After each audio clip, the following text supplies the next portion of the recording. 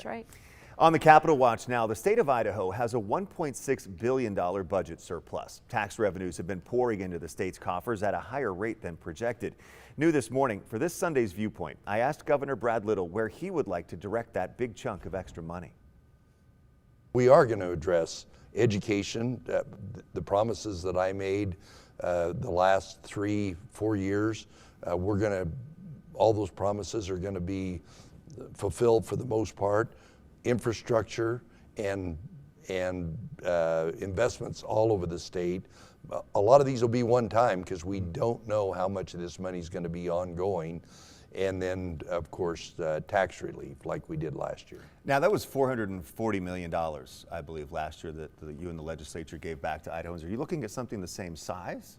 Well, we're still, we'll release our new budget projection right about the same time as the state of the state. Our economists and some outside advisors are looking at what the money is because as I said, we don't want to get ourselves into a hole.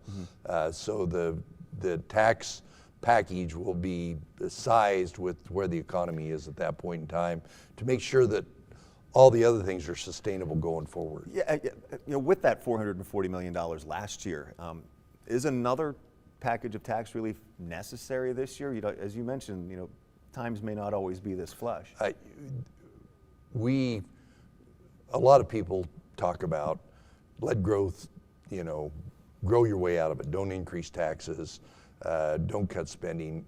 We have the enviable position of really doing all of that, of giving tax money back to the people that paid the taxes, which is the right thing to do, of continuing to make our tax position competitively in Idaho versus the rest of the country as competitive as possible, still upholding our constitutional obligation to educate our kids and provide opportunities for people, whether it be in CTE and training for the workforce or higher education. We have the luxury with this budget of being able to do all of that. Governor Little also wants some of the money to be set aside in the state's rainy day accounts. He'll deliver his fourth State of the State address on January 10th, the first day of the 2022 legislative session.